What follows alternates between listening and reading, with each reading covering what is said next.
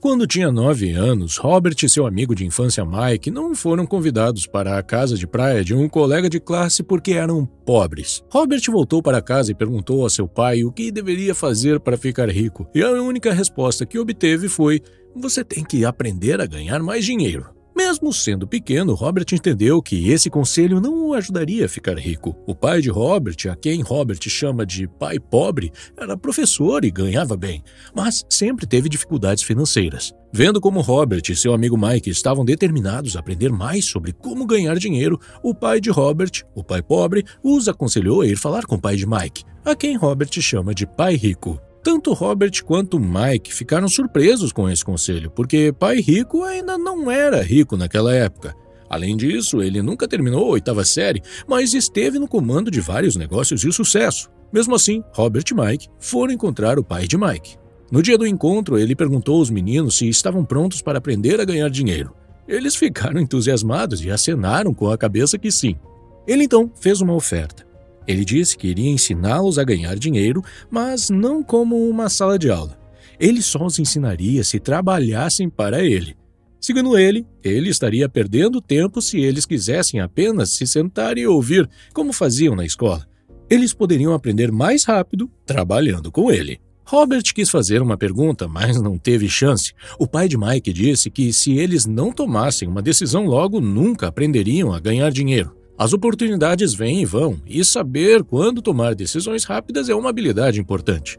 Eles sabiam que tinham que decidir. Robert e Mike se entreolharam e ambos concordaram em aceitar a oferta. O pai de Mike ficou satisfeito e disse que pagaria a eles 10 centavos por hora, e eles trabalhariam 3 horas todos os sábados. Embora Robert tivesse um jogo de softball naquele dia, ele escolheu trabalhar e aprender em vez de ir ao jogo.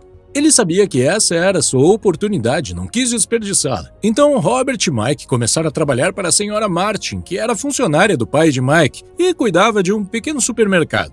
Era o tipo de mercado onde as pessoas compram produtos essenciais, como leite, pão, manteiga e cigarros. O único problema era que as lojas não tinham ar-condicionado, então eles tinham que manter as portas abertas para a rua e para o estacionamento, o que significava que a poeira entrava na loja toda vez que um carro passava. O trabalho deles era tirar os produtos enlatados das prateleiras, espaná-los para tirar a poeira e depois empilhá-los de volta cuidadosamente. Era um trabalho chato demais. Eles trabalhavam por 3 horas todos os sábados e recebiam 30 centavos, o que não era muito empolgante, já que um gibi custava 10 centavos naquela época. Só toparam porque queriam aprender a ganhar dinheiro. Mas depois de 3 semanas assim, Robert estava pronto para desistir. Ele se sentia como se fosse um escravo, trabalhando por apenas 10 centavos a hora e não tinha mais visto o pai de Mike desde a primeira reunião. Então, na hora do almoço, na 4ª semana, ele disse a Mike que ia pedir demissão. A escola já era chata o suficiente, ele não queria mais desperdiçar seus sábados fazendo aquele trabalho, estava decidido. Para sua surpresa, Mike sorriu e disse que seu pai já esperava que isso acontecesse. Ele havia dito a Mike para se encontrar com ele quando Robert estivesse pronto para desistir. Isso deixou Robert confuso, mas Mark disse que seu pai ensinava as coisas de uma maneira diferente dos pais de Robert. Ele não gostava de dar aulas e palestras e usava a experiência como forma de ensinar. Robert concordou em se encontrar com o pai de Mike no sábado seguinte para ouvir o que ele tinha a dizer. Até o verdadeiro pai de Robert estava com raiva do pai de Mike. O pai pobre o aconselhou a exigir um aumento de pelo menos 25 centavos por hora e, se não conseguisse, pedir demissão. Quando Robert chegou à casa de Mike, ele ainda teve que esperar por 45 minutos antes que o pai rico finalmente aparecesse. Frustrado e zangado, Robert disse ao pai de Mike que ele não havia cumprido sua parte no trato. Ele havia prometido ensiná-lo se trabalhasse para ele, mas não cumpriu sua promessa. Robert o acusou de ser ganancioso e de não respeitar seus funcionários. O pai de Mike então perguntou a Robert se ensinar significava falar ou dar uma palestra, e Robert fez que sim com a cabeça. O pai rico disse a ele que a vida é a melhor professora de todas e que, na maioria das vezes, a vida não fala ou dá palestras. Ele explicou que a vida muitas vezes nos empurra para um lado e para o outro para nos ensinar algo. Algumas pessoas deixam a vida empurrá-las, enquanto outras lutam contra as coisas erradas, seja seu trabalho, chefe ou cônjuge. Mas poucas pessoas aceitam o empurrão da vida como uma oportunidade de aprender e crescer. Pai Rico disse que tinha mais de 150 funcionários, mas nenhum deles jamais pediu que ele os ensinasse sobre dinheiro. Eles só buscavam empregos e contra-cheques, nunca entendendo realmente o propósito de seu trabalho. No entanto, quando Mike lhe disse que os dois queriam aprender a ganhar dinheiro, Pai Rico decidiu criar um programa que refletisse as experiências da vida real. Ele pagou a eles apenas 10 centavos por hora, o que inicialmente os deixou com raiva, mas ele explicou que queria que eles experimentassem o empurrando a vida para que pudessem entender o que ele estava tentando ensinar. Quando Pai Rico perguntou a Robert o que ele havia aprendido trabalhando por um salário tão baixo, ele reclamou de sua ganância e falta de respeito por seus trabalhadores. Ele até ameaçou pedir demissão se seu pai rico não lhe pagasse mais ou lhe ensinasse mais. Pai Rico explicou que a maioria das pessoas faria exatamente o que ele sugeria, pediria demissão e procuraria um emprego com melhor remuneração. No entanto, isso geralmente não resolveria seus problemas. Ele queria que Robert entendesse que esperar por um aumento, pensando que mais dinheiro resolveria seus problemas, não era a solução. A solução é fazer o dinheiro trabalhar para você. Robert estava lentamente começando a entender a lição que Pai Rico estava tentando ensinar. Pai Rico perguntou se Robert ainda tinha paixão por aprender. Quando Robert disse que sim, ele disse que iria parar de pagá-lo pelo trabalho na loja. Robert ficou confuso. Veio pedir um aumento, mas agora ia trabalhar de graça. Pai Rico disse que se ele quisesse ganhar mais dinheiro, precisaria usar a cabeça e descobrir. Robert e Mike trabalharam de graça por 3 semanas. Um dia, o pai de Mike apareceu e levou os meninos para fora para tomar um sorvete. Pai Rico perguntou se eles já tinham aprendido alguma coisa. Eles responderam que não. O Pai Rico disse-lhes que era melhor se apressarem e começarem a pensar na lição que os aguardava. Para explicar a lição, ele pediu aos meninos que olhassem para a Sra. Martin e para as pessoas no parque e pensassem se a vida que estão vivendo lhes parece emocionante. Eles trabalharam duro por pouco dinheiro durante toda a vida, agarrados à ilusão de segurança no emprego e ansiosos por 3 semanas de férias a cada ano e talvez uma aposentadoria após os 45 anos de serviço. Pai Rico disse a eles que se esse tipo de vida os entusiasmava, ele estava disposto a oferecer-lhes um aumento de 25 centavos por hora. Seus batimentos cardíacos aceleraram e eles sabiam que o valor era muito para eles, mas ainda assim eles disseram que não. Vendo a resistência deles, Pai Rico aumentou sua oferta para $1 por hora, depois para $2. Cada vez que ele aumentava sua oferta, o coração de Robert começava a explodir e seu cérebro o pressionava a aceitar a oferta. Ele sabia que $2 por hora faria dele o garoto mais rico do mundo. Ele não conseguia imaginar ganhar tanto dinheiro. Ele quis dizer sim. Ele já podia imaginar uma bicicleta nova, uma nova luva de beisebol e a adoração de seus amigos quando ele exibisse o dinheiro. Mas, de alguma forma, sua boca permaneceu fechada. Pai Rico estava olhando para os 2 garotos que o encaravam de volta, olhos arregalados e cérebros vazios. Ele os estava testando e sabia que havia uma parte de suas emoções que queria aceitar o acordo. Ele sabia que cada pessoa tem uma parte fraca e carente de sua alma que pode ser comprada, e ele sabia que cada indivíduo também tinha uma parte de sua alma que era resiliente e nunca poderia ser comprada. Era apenas uma questão de qual das partes era mais forte. Então, ele fez uma oferta final de $5 por hora. De repente, as expressões dos meninos mudaram e seus olhares vazios se transformaram em calma. Era como se a tentação desaparecesse naquele momento. Eles sentiram que a parte de sua alma, que era fraca e carente, foi silenciada. E quem assumiu o controle foi a parte que não tinha preço. O Pai Rico disse que era bom que não tivessem preço. A maioria das pessoas tem preço, porque suas vidas eram controladas pelo medo e pela ganância. O medo de ficar sem dinheiro os faz trabalhar duro por um salário, mas assim que eles têm o dinheiro, a ganância os faz pensar em todas as coisas que poderiam comprar, o que os faz precisar de mais dinheiro, o que os faz gastar mais e trabalhar mais. É o que o Pai Rico chamava de corrida de rato. Mike perguntou se havia outra maneira e Pai Rico disse que sim, mas poucas pessoas sabem disso. Mike queria saber qual era. E Pai Rico disse que aprenderiam trabalhando com ele de graça. Mike pediu uma pista e Pai Rico respondeu que o primeiro passo é dizer a verdade. Quando questionado sobre qual verdade, ele respondeu que era sobre como eles se sentiam, e eles deveriam confessar para si mesmos, não para os outros. Pai Rico expressou dúvidas de que as pessoas que trabalham para ele sejam capazes de confessar sua verdade. Em vez disso, eles sentem medo de não ter dinheiro e respondem emocionalmente, em vez de logicamente. Eles não confrontam seus medos e suas emoções acabam por controlar seus cérebros. Eles trabalham para ganhar dinheiro, esperando que isso alivie seu medo. Mas isso nunca acontece. O dinheiro governa suas emoções e almas, mas eles se recusam a reconhecer essa verdade. Pai Rico os incentivou a evitar essa armadilha, afirmando que ser rico não resolve o problema. E quando lhe perguntaram o porquê, ele apresentou a outra emoção-chave: o desejo. É comum as pessoas desejarem coisas melhores, mais bonitas ou mais excitantes. Muitas vezes trabalham por dinheiro porque acham que isso os fará felizes, mas a felicidade do dinheiro dura pouco. Muitas pessoas ricas são realmente movidas pelo medo, pensando que o dinheiro os fará se sentirem seguras. No entanto, acabam com medo de perder tudo, o que os deixa ainda mais ansiosas do que quando eram pobres. As emoções muitas vezes controlam nossos pensamentos e o medo pode nos levar a tomar decisões que não resolvem o problema real. Por exemplo, quando alguém tem medo de não ter dinheiro suficiente, pode pensar que conseguir um emprego é a única solução. Mas na realidade, o emprego é apenas uma solução temporária para um problema de longo prazo. É importante aprender a pensar por nós mesmos e não deixar que nossas emoções nos controlem. Pai Rico disse que viu esperança quando os dois meninos concordaram em trabalhar de graça.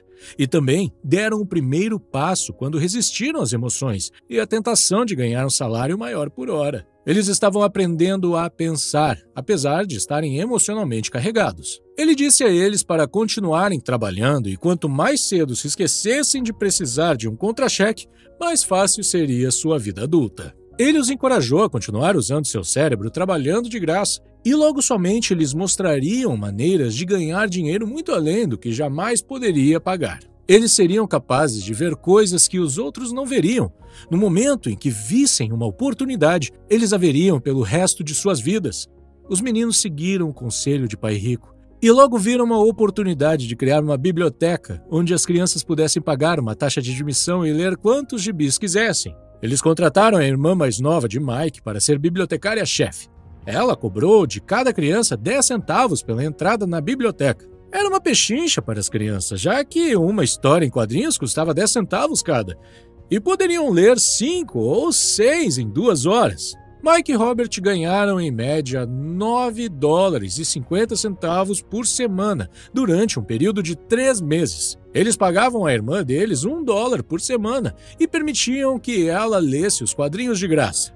Eles tiveram que fechar a biblioteca depois de 3 meses por causa de uma briga que aconteceu lá, mas já haviam aprendido como fazer o dinheiro trabalhar para eles, mesmo quando não estavam fisicamente presentes. Eles aprenderam a primeira lição: ricos não trabalham por dinheiro. Eles estavam prontos para aprender mais, e o pai de Mike estava pronto para ensiná-los. Lição 2. Por que ensinar literacia financeira? Quando as pessoas perguntam a Robert por onde começar a enriquecer, ele dá a mesma resposta que seu pai rico lhe deu. Se você quer ser rico, precisa ser alfabetizado financeiramente. Por exemplo, contabilidade é uma matéria chata e confusa, mas absolutamente crucial para o sucesso financeiro. Para facilitar, Pai Rico usou figuras e uma linguagem simples para ensiná-la aos dois meninos. Uma das primeiras coisas que Pai Rico explicou a Robert e Mike foi a diferença entre um ativo e um passivo. Ele disse que se você quer ser rico, a única coisa que precisa fazer é comprar ativos. Isso é tudo o que você precisa saber para ficar rico. Mas, apesar de ser tão simples, é algo que muita gente não entende. Quando Pai Rico explicou pela primeira vez a Robert e Mike, eles pensaram que estava brincando porque o conceito era muito simples. Como os adultos podem não entender isso? Todos não deveriam ser ricos então? O problema é que a maioria das pessoas foi educada de forma diferente por banqueiros, planejadores financeiros e outros. Então, eles precisam desaprender o que acham que sabe e por isso compram passivos pensando que são ativos. Robert usa definições simples para ativos e passivos. Ativo é algo que coloca dinheiro no seu bolso e passivo é algo que tira dinheiro do seu bolso. Este é o padrão de fluxo de caixa de um ativo. A parte superior do diagrama é um demonstrativo de renda, geralmente chamado de demonstração de lucros ou prejuízos. Ela exibe receitas e despesas, dinheiro que entra e dinheiro que sai. A parte inferior do diagrama é um balanço. Chama-se assim porque deve equilibrar os ativos contra os passivos. Os ativos aumentam sua renda. Eles colocam dinheiro no seu bolso.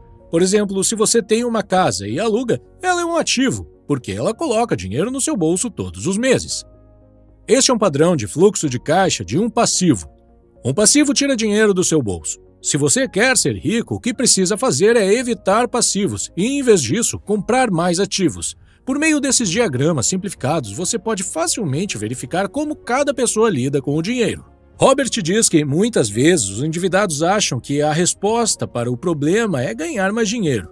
Só que mais dinheiro nem sempre resolve os problemas, e ainda por cima pode agravá-los. É por isso que muitas pessoas que recebem um súbito ganho inesperado, ganham na loteria ou recebem uma herança, conseguem acabar com tudo rapidamente. Um aumento no caixa só resulta em um aumento nos gastos. O que falta para muitas pessoas é educação financeira. É por isso que algumas pessoas podem ter sucesso em suas profissões e ainda assim ter problemas financeiros. Eles podem ter aprendido como ganhar dinheiro, mas não como administrá-lo. As pessoas podem ser muito inteligentes e ainda ser analfabetas quando se trata de finanças. Elas aprendem a trabalhar por dinheiro, mas não como fazer o dinheiro trabalhar para elas. Muitas pessoas ainda acreditam que sua casa é um ativo, mas Robert ensina que uma casa é um passivo, porque tira dinheiro do seu bolso por meio de impostos e outras despesas. Isso não significa que você não possa comprar uma casa. Você pode, claro, mas primeiro compre ativos que gerem o fluxo de caixa necessário para pagar a casa. Robert diz que se você quiser ficar rico, tudo o que precisa fazer é comprar mais ativos geradores de renda e manter seus passivos e despesas baixos. E quando você saberá que possui riqueza suficiente? Robert usa a seguinte definição para riqueza. Riqueza é a capacidade de uma pessoa sobreviver tantos dias à frente. Ou seja, se eu parasse de trabalhar hoje, quanto tempo poderia sobreviver? Outra forma de dizer, riqueza é a medida do fluxo de caixa da coluna de receita em comparação com a coluna de despesas. Quando seus ativos geram receita suficiente para cobrir suas despesas, você é rico, mesmo que ainda não seja. Lição 3. Cuide de seus negócios. Um amigo de Robert foi a uma palestra de Ray Kroc, o fundador do McDonald's, na Universidade do Texas em 1974. Depois da palestra, Ray concordou em se juntar aos alunos em seu ponto de encontro favorito para tomar uma cerveja. Ele perguntou aos alunos em que negócios eles achavam que ele trabalhava. A princípio, eles riram e depois responderam que ele vendia hambúrgueres, é claro. Mas Ray disse a eles que não estava no negócio de hambúrgueres, mas no ramo imobiliário. Ele sabia que o terreno e a localização de cada franquia eram os fatores mais importantes para seu sucesso. Hoje, o McDonald's é o maior proprietário individual de imóveis do mundo, possuindo alguns dos cruzamentos e esquinas mais valiosos do mundo. Há uma grande diferença entre sua profissão e seu negócio. Frequentemente, Robert pergunta às pessoas, qual é o seu negócio? E eles dizem, eu sou um banqueiro. Então ele pergunta se eles são donos de bancos. E eles geralmente respondem, não, eu trabalho lá. Nesse caso, eles confundiram sua profissão com seus negócios. Sua profissão pode ser banqueiro, mas eles ainda não têm seu próprio negócio. Há muitas pessoas que trabalham para os outros, trabalham para seus empregadores, para seu governo, quando pagam impostos, e para seu banco, quando pagam hipotecas e financiamentos. O que Ray Kroc e o pai rico sabiam era o segredo número 3 dos ricos. Cuide de seus negócios. Não passe a vida inteira trabalhando para outras pessoas. Muitas pessoas passam a vida cuidando dos negócios de outras pessoas e tornando-as ricas. Cuidar do seu negócio não significa necessariamente abrir uma empresa, embora para algumas pessoas seja o caso. Em vez disso, seu negócio gira em torno de sua coluna de ativos, não de sua coluna de receita. Mantenha seu emprego diurno, mas comece a comprar ativos reais, não passivos que perdem valor assim que você finaliza a compra. Mantenha as despesas baixas, reduza os passivos e construa diligentemente uma base sólida de ativos. Os pais precisam ensinar isso aos jovens antes de saírem de casa, para que entendam que é um verdadeiro bem e não se vejam presos a um estilo de vida repleto de dívidas. Robert diz que os ativos de verdade se enquadram nas seguintes categorias. 1. Negócios que não requerem sua presença. Ele é o dono, mas são administrados ou gerenciados por outras pessoas. Se ele tem que trabalhar lá, não é um negócio, é um emprego. 2. Ações. 3. Títulos. 4. Imóveis geradores de renda. 6. Royalties de propriedade intelectual, como música e patentes. 7. Qualquer outra coisa que tenha valor, produza renda ou valorize e tenha mercado. Adquira ativos que você ama. Robert adora imóveis e, portanto, passa muito tempo pensando e comprando imóveis. Se você não gosta de imóveis, não invista neles. Mesmo enquanto trabalhava na Xerox, Robert cuidava de seus próprios negócios. Ele manteve seu emprego diário e lentamente construiu uma coluna de ativos. Quanto mais ele entendia de contabilidade e gestão de caixa, melhor ele analisava os investimentos e, eventualmente, criou sua própria empresa. Ele não recomenda que as pessoas abram uma empresa a menos que realmente tenham desejo de fazê-lo. Caso contrário, ele os aconselha a manter seu trabalho diário e cuidar de seus negócios, construir e manter sua coluna de ativos forte. À medida que o fluxo de caixa cresce, você pode se entregar a luxos, mas apenas se o fluxo de caixa permitir. Construa a coluna de ativos e deixe que a renda gerada por esses ativos pague pelos luxos. Quando os ativos geram renda suficiente para cobrir luxos, é quando você pode comprá-los. Lição 4. A história dos impostos e o poder das empresas. Muitas pessoas veem Robin Hood como um herói, tirando dos ricos e dando aos pobres. Pai Rico não compartilhava dessa opinião. Ele dizia que Robin Hood era um vigarista. Embora o sentimento popular seja de que os ricos deveriam pagar mais impostos e dar aos pobres, na realidade é a classe média que é pesadamente tributada, e especialmente a classe média alta que teve acesso à educação formal. Para entender como isso acontece, Robert faz um breve histórico dos impostos.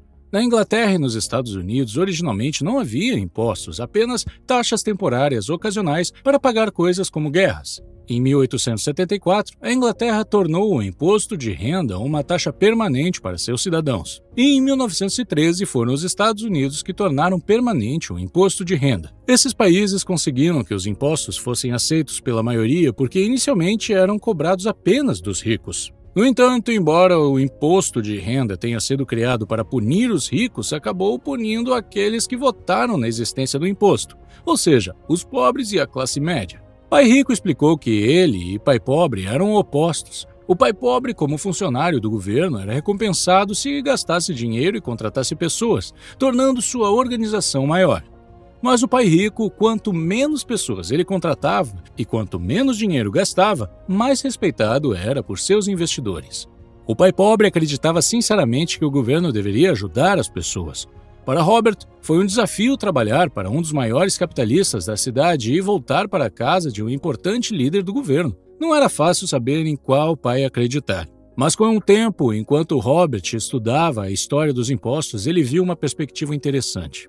À medida que o apetite do governo por dinheiro crescia, os impostos logo precisariam ser cobrados da classe média e, a partir daí, eles continuariam indo para as classes cada vez mais baixas.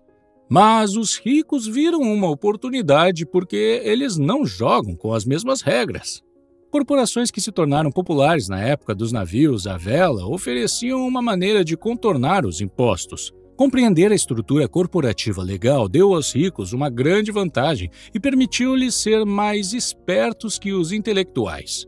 Uma corporação é simplesmente um documento legal que cria uma entidade legal. Não é realmente uma coisa, não é uma fábrica ou um grupo de pessoas, mas oferece uma taxa de imposto de renda mais baixa do que os indivíduos têm. É por isso que a maioria das pessoas ricas do planeta não paga impostos ou paga uma porcentagem muito pequena de sua renda como impostos. Tentativas de punir os ricos raramente funcionam porque os ricos encontram maneiras de minimizar sua carga tributária.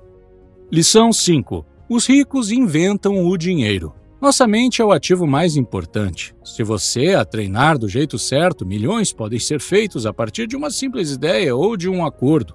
Se você aumentar sua inteligência financeira, começará a ver coisas que os outros não veem. Em outras palavras, você começará a inventar dinheiro. Por exemplo, no início dos anos 90, a economia do Arizona, nos Estados Unidos, era terrível. Enquanto a maioria das pessoas estava assustada e alerta por causa da crise econômica, Robert e sua esposa Kim ganharam muito dinheiro. Robert dá um exemplo de compra de uma casa no valor de $75 mil por $20 mil. Eles tiveram que dar $2 mil como entrada, mas não tinham. Então, pediram ao amigo que emprestasse $2 mil por uma taxa de $200. O amigo concordou e, enquanto a compra estava sendo processada, Robert veiculou um anúncio anunciando a mesma casa de $75 mil por apenas $60 mil. E não exigiu nenhum pagamento inicial dos compradores. Assim que a casa passou a ser legalmente sua, ele a vendeu em minutos. E os 40 mil foram criados quase que do nada. Tempo total de trabalho, 5 horas. O que este exemplo simplificado ilustra é como as ideias podem gerar centenas de milhares de dólares se você melhorar sua inteligência financeira e ver o que os outros deixam passar. Robert diz: os mercados sobem e caem, os investimentos vêm e vão. O mundo está sempre oferecendo a você oportunidades únicas. Você simplesmente precisa ser capaz de vê-los. Quanto mais você desenvolver sua inteligência financeira, o que leva tempo, mais oportunidades lhe serão oferecidas. Há muitas mudanças pela frente no nosso mundo, e desenvolver seu QI financeiro permite que você veja esse futuro de mudanças através das lentes da animação, não do medo. Você verá as oportunidades e agirá sobre elas, ao contrário daqueles que permitem que seu medo os mantenham afastados, observando os outros avançarem com ousadia. Por exemplo, terra era riqueza há 300 anos. Mais tarde, a riqueza estava nas fábricas e na produção. Hoje, a riqueza está na informação. Mas a informação voa pelo mundo na velocidade da luz, e esse processo será mais rápido e dramático com o passar do tempo. Lição 6. Trabalhe para aprender, não por dinheiro. Robert foi entrevistado há alguns anos em Singapura por uma jornalista, que ao longo da conversa revelou que queria se tornar uma autora de best-seller como ele, mas seus romances, que todos diziam excelentes, nunca venderam bem. Robert sugeriu que ela fizesse um curso de treinamento em vendas, e isso ofendeu a repórter, que disse ter mestrado em literatura inglesa e não via como aprender a vender poderia ajudá-la. Na verdade, ela odiava vendedores.